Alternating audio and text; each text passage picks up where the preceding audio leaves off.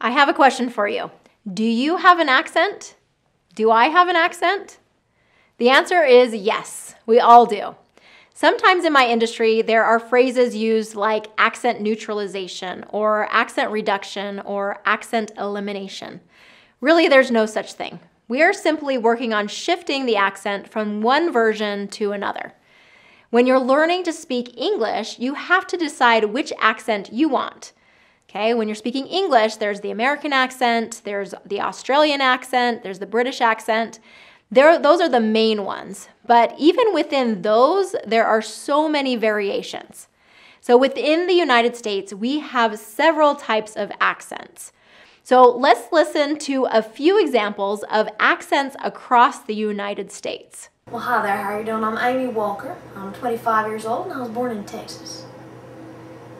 Hello, I'm Amy Walker. I'm 25 and I was born in California, LA. Hello, I'm Amy Walker. I'm 25 and I was born in Seattle, Washington. Oh, hello, I'm Amy Walker. I'm 25 years old and I was born in Toronto, Canada. What? Of course I'm doing the thing! Sorry. I'm Amy Walker. I'm 25 and I was born in Brooklyn. Well, hi there, my name is Amy Walker. I'm 25 years old and I was born in Charleston, South Carolina. So through this video clip, we heard the Texan accent. We heard an accent from California, which is on the West Coast. We heard from Seattle, that's the Northwest United States. Part of that was also Toronto, Canada, so a Canadian accent, which also falls into the kind of more of a Midwestern accent.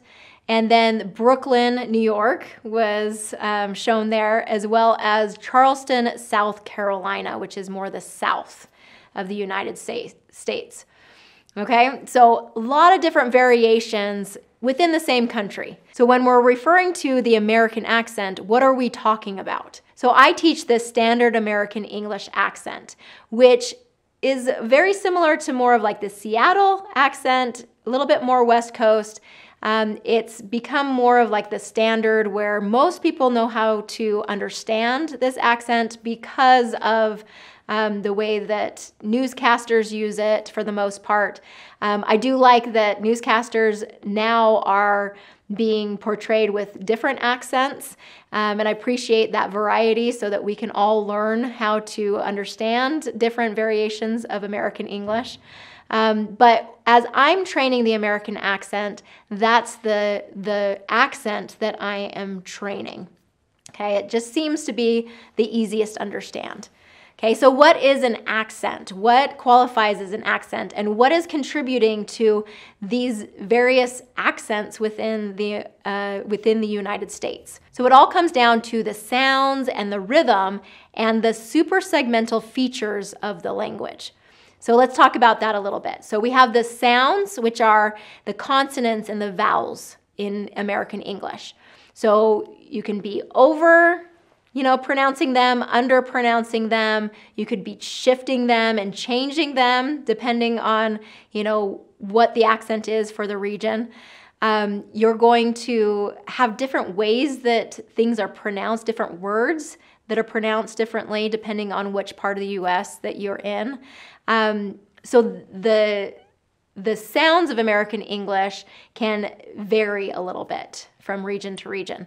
Now, there's also the rhythm of American English. This is like the tone and the quality, the pace, just some of these other elements that create the rhythm that we come to expect in American English. So when I'm talking about suprasegmental features, these are kind of like the undertone of the accent. So tone and intonation definitely affects it. There's, again, pace. You notice that some of those accents had a faster pace, some a slower, some like the South, there's more of a draw. They hang on the words a little bit more. Pitch matters, kind of how high or how low they're speaking. prosody, resonance. You know, there's all these other elements that are kind of these undertones or underlining features of the way that they're speaking. So there's a lot that kind of comes together that creates this accent between the sounds, the rhythm, and these super segmental features. So accents really are just so great. You know, if we can really celebrate that there are different variations and styles of speaking a language, even within the language, it's kind of a fun game to play. Now, I know that a lot of my students hate being asked, where are you from? You know, the average person can pick up on an accent in less than 5 seconds. Okay, it is so quick and easy to pick up on some variations within either the sounds, the rhythm, or these super segmental features. So, you know, my strategy in working with my clients is let's learn how to be clearly understood. Let's learn how to be confident speaking English. And let's own our story and own our accent and be proud of who we are and the accent that we're bringing, because that's going to bring more confidence for you than trying to neutralize or sound exactly like a native English speaker. But again, that's, you know, up to you to decide what goals you have for your spoken English. The underlining element to all of this is language is all about communication, and communication is all about connection.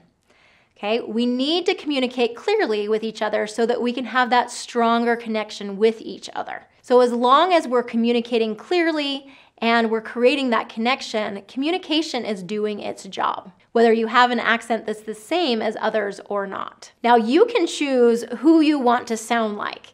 So use your ear and match how they do it. So as you find someone that you're like, oh, I really like the way that they speak English, you know, use that as your guide, as your template. You know, sometimes you feel like, oh, I'm faking it, or I'm like pretending, you know, as I put on this American accent, I'm pretending to be something that I'm not.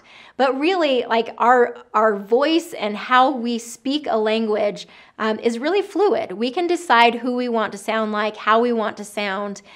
Bring your own flavor to it as well. But if you like the voice and clarity of someone, then do the work to kind of match that. Your voice is yours. It's individual to you and your background and who you are. So you get to choose who that is and how you want to sound. And I encourage you to choose a very empowering view of yourself.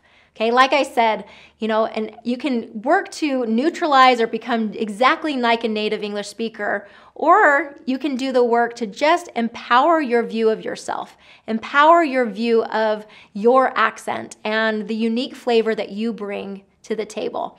Okay, that's what we see throughout the United States is there tends to be a lot of pride in where someone's from and the accent that they have. Now, moving across, you know, to different areas of the United States, they're gonna be recognized as being from a different part.